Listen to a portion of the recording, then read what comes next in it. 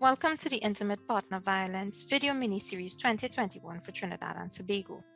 My name is Diane Lewis and I'm a victim service provider. According to the schedule, the interview with one of the IPV survivors was supposed to be released today. However, it had to be postponed until episode 8 due to some complications with blinding to ensure confidentiality. I would like to sincerely apologize to all those who have been looking forward to this interview.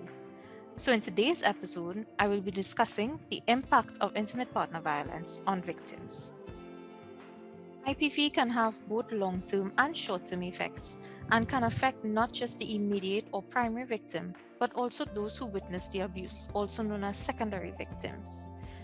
IPV can have an impact on its primary victims in the following ways: physical, whether it be by death or injuries; psychological, such as depression or post-traumatic stress disorder; economic, such as lack of ability to obtain safe housing, lack of ability to provide for oneself and one's children; low credit scores, and lack of or minimal employment history.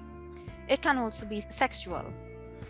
Psychologically, the victim may be unable to be intimate; emotional, where the victim is unable to form emotional connections to other intimate partners or become depressed; or physical, where the victim may contract sexually transmitted diseases or infections or suffer internal damage. IPV can also have an impact on secondary victims like witnesses and children in the following ways: physical health problems such as poor sleeping habits or eating problems; behavioral problems such as delinquency or alcohol or substance abuse; emotional difficulties in adulthood such as post-traumatic stress disorder, depression, anxiety, anger issues, and lack of feelings of safety. IPV can also have a significant impact on the brains of victims, and their advanced functions can become impaired. Such impacts include fragmented memories, inability to recall time sequences, behaviors based on emotional reflexes due to trauma, and freezing. Freezing occurs at the beginning of a trauma when danger is perceived and the victim becomes frozen. When this happens, the victim can be highly alert, have a heightened attentional state, and be ready to suddenly jump into action. Another impact is dissociation, which is an automatic or unconscious reflex that involves disconnections of awareness from emotions and bodily sensations. This can include being spaced out, operating on autopilot, being disconnected from emotions and body, sort of like daydreaming. Victims may also experience tonic immobility, which occurs when the person becomes paralyzed and unable to speak, move, or react. When this is experienced, the victim may tremble or shake, have stiff or rigid muscles, they could have a fixed stare or an unfocused point, or they could feel cold or numb. They may also experience collapsed immobility, which causes extreme decreases in heart rate and blood pressure, causing loss of consciousness. During a traumatic event, victims may display limpness or loss of muscle tone. They may also have a sense of being overwhelmed or feeling helpless. According to statistics, it takes a victim an average of 7 times to leave an abusive relationship before they permanently leave. There are several reasons why victims stay or return to an abusive relationship than simply not wanting to leave. Fear. Fear of the abuser, fear of children being hurt, fear of being killed, or even fear of further abuse. Shame and embarrassment among family members and friends for the idea of a failed marriage or of being a victim of abuse. Also, the belief that abuse is normal. Many persons are not aware of what a healthy, functional relationship looks like and expect that abusive behavior is normal behavior. The victim may have low self esteem, such as feelings of worthlessness or feeling like the abuse is deserved. They may also believe that this is love, due to having an unhealthy idea of what love is or what love should be. Victims may stay due to cultural or religious reasons. Divorce is frowned upon in many religions in Trinidad and Tobago. We hold on so very dearly to our traditional cultural beliefs, which values a long lasting relationship over one which is healthy and beneficial to both persons involved. They may also stay due to the language barrier or immigration status.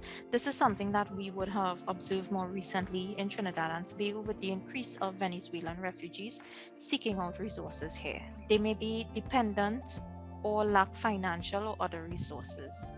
As we observed in the statistics that we discussed in episode 2, in Trinidad and Tobago, many of the persons who were victims of IPV were unemployed or low income earning individuals. Victims may be codependent, which is based on inequity between both partners, and some victims may be disabled, which in this case makes you physically dependent upon your partner who may be abusive.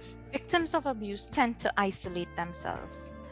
Victims may self isolate due to shame, shame of bruises and injuries, shame of the perpetrator's behavior, or shame of how their abuser treats their family and friends. They isolate because of fear of public humiliation or fear of causing harm to themselves or to others.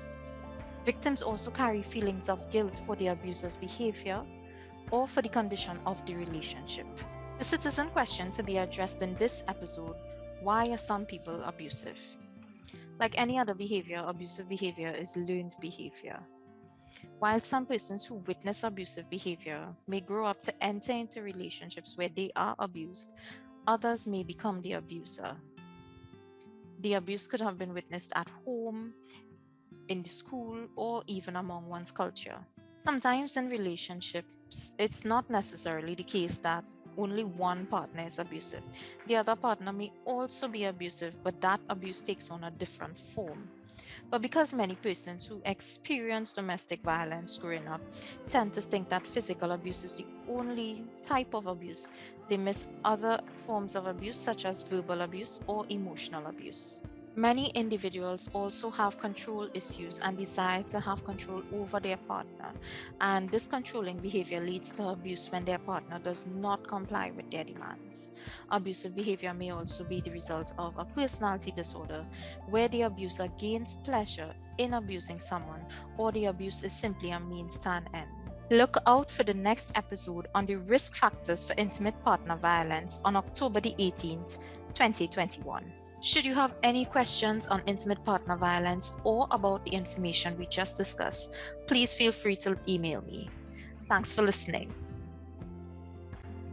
If you or anyone you know has been a victim of intimate partner violence or any type of other domestic violence, please take note of the following agencies on the screen and their contact numbers for help. If you're experiencing or you're currently witnessing any sort of violence, please contact the emergency services at 999 or 555 for immediate assistance.